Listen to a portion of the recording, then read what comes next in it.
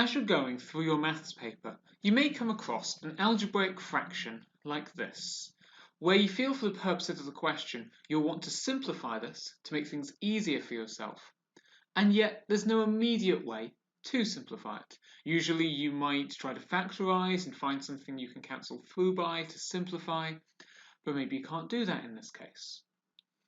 Whether you're then potentially looking to integrate this fraction, or maybe the question is just telling you to do something with it, do we need to find another way of breaking it down, making it simpler, so that you don't have to deal with all of these x's all at once in whatever method you're using?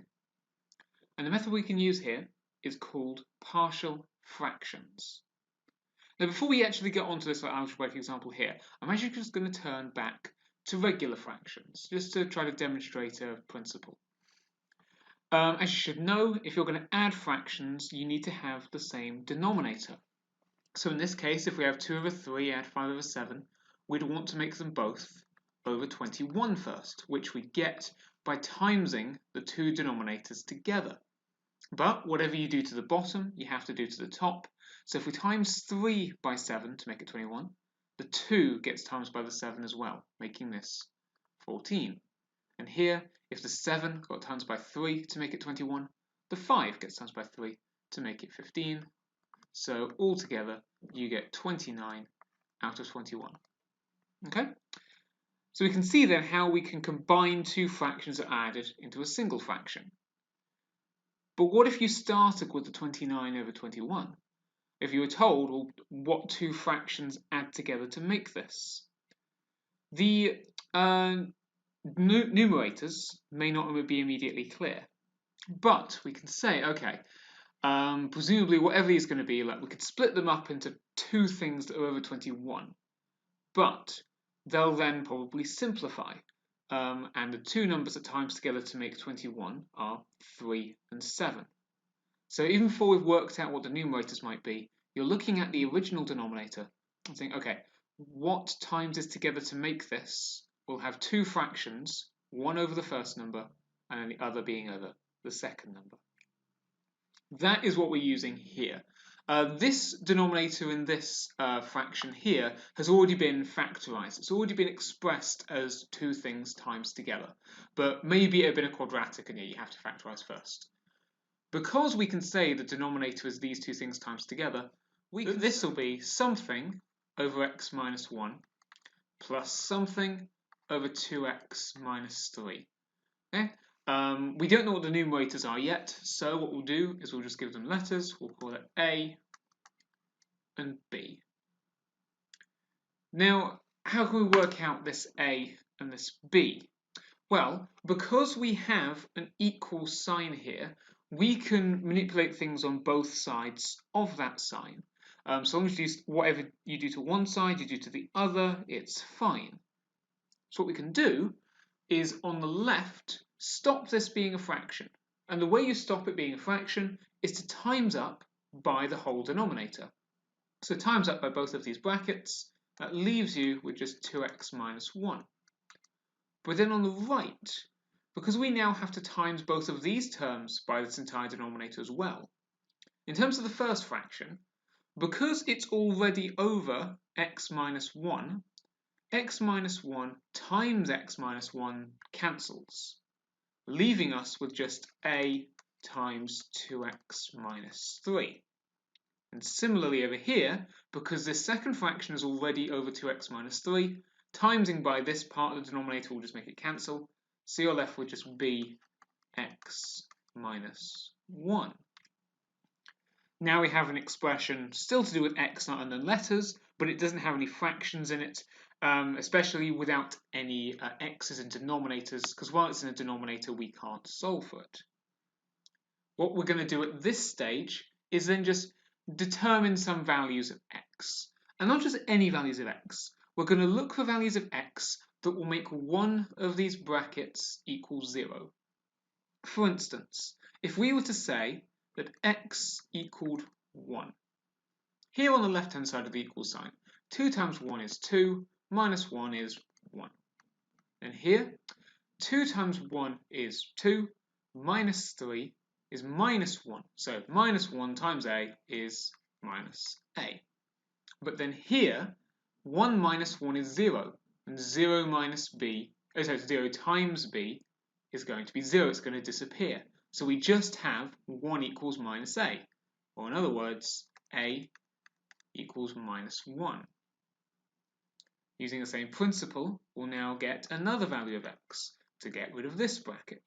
The value of x that would make this bracket equal 0 is going to be 3 over 2. So 2 times 3 over 2 is going to be 3. 3 minus 1 is 2. And here, 2 times 3 over 2 is 3. 3 minus 3 is 0. This term disappears, leaving us with just this here. 3 over 2 minus 1 is just a half. So half times b, half b. Or in other words, if we just times up by 2, b equals 4. Now that we have these two letters, we can just put them as our numerators. So this initial fraction here can be expressed as the partial fractions minus 1 over x minus 1 plus 4 over 2x minus 3. Yeah, so we're just looking, what can we split the denominator into?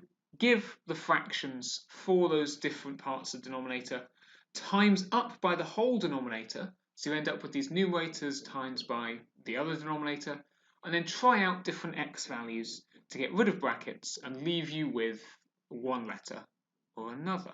If that then is like the base principle behind it, like the simpler example, let's just go through another example of a slightly different form.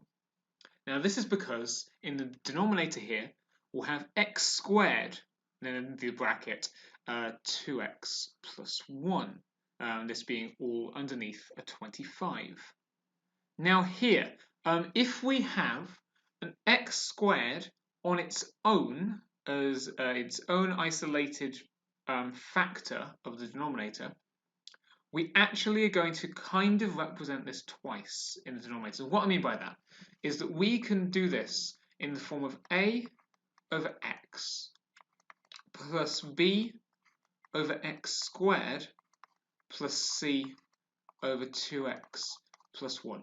Basically, just the reason for this is if we were only to acknowledge the b over x squared, what we'd end up with is multiple terms in the numerator, which would then actually simplify through to be like, okay, you could turn this into two separate fractions, one of which only has a single x on the bottom.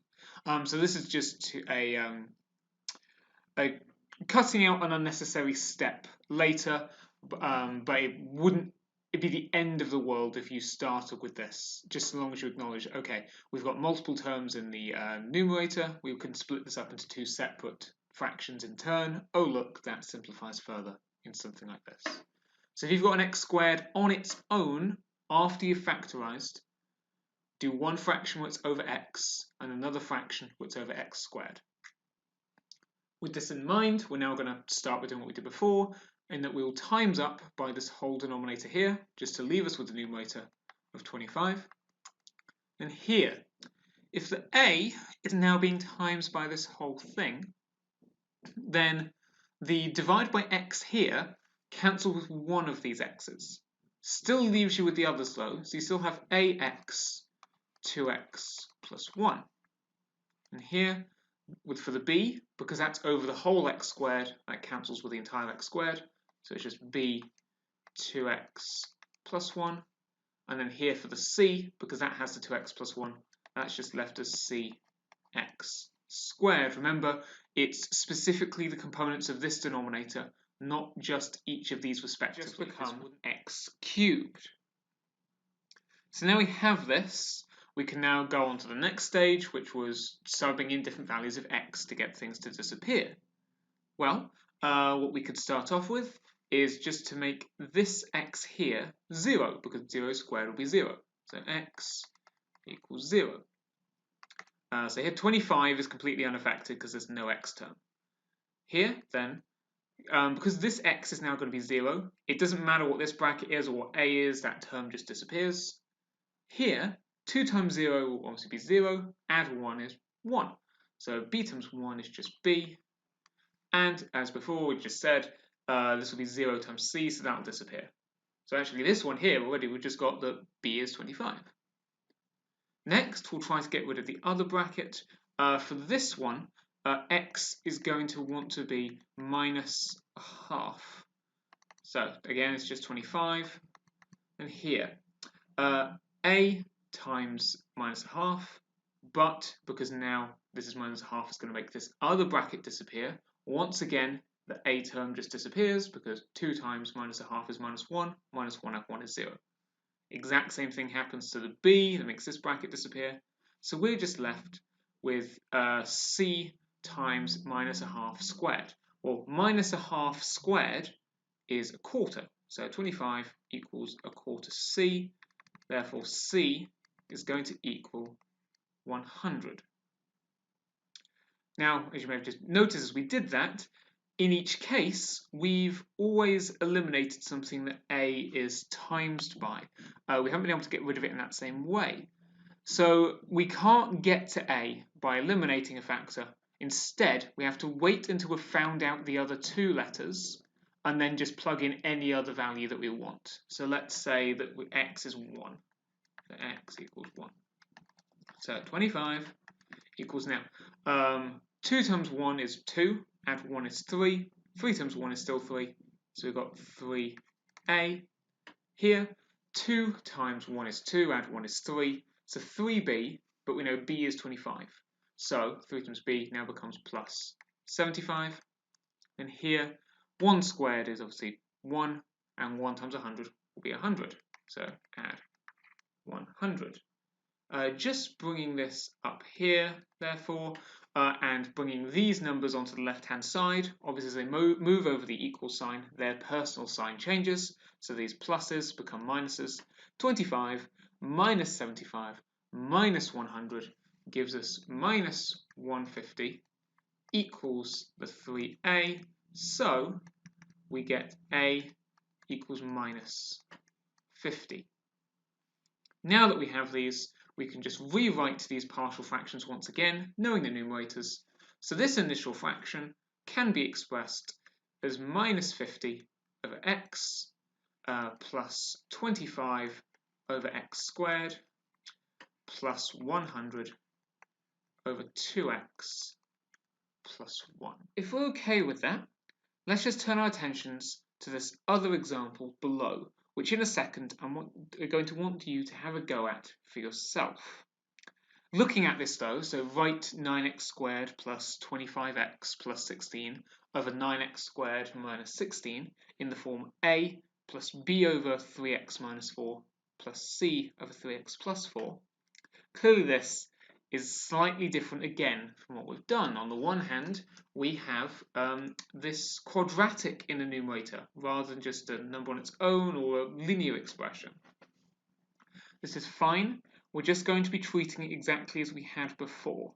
The only major difference is that because this is a squared here, this will end up giving a number on its own here. Just like how above, when we had x squared, it just so happens if you had kept this as a single thing here, you would have ended up in a position where you could cancel through as two separate fractions. Here, if you didn't do this initial term in front, you'd find a way to divide through and you'd end up with a number on its own. So just looking at it in this form, which the question is telling you to try to do anyway, just saves you a couple of steps.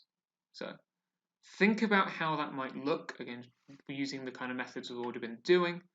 Think about what you might need to do here to start off with.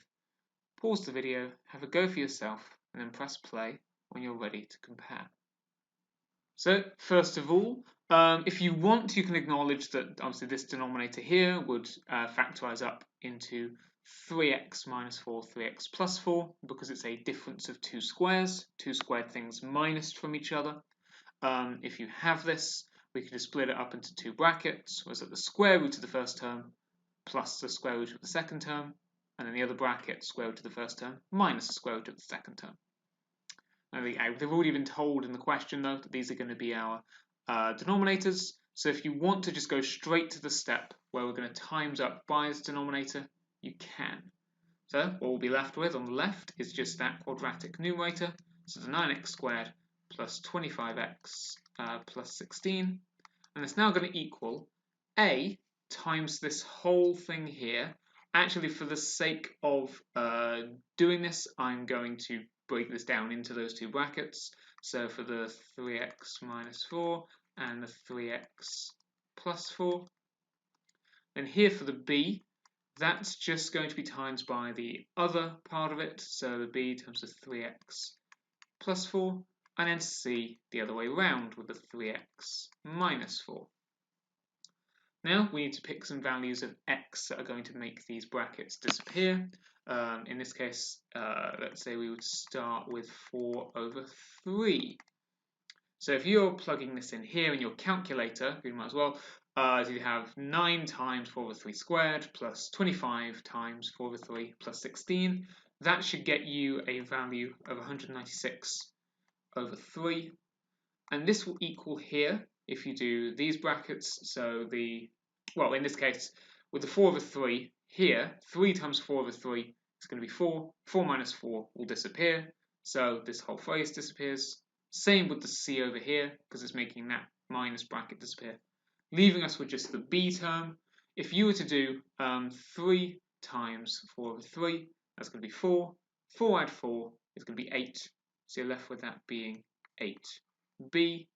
Therefore, b itself, if you divide by 8, you're going to get as 49 over 6. Yes, it is potentially unusual that we're going to have a fraction, but that is fine in this case. We'll just see at the end how we can apply that as a numerator to a fraction.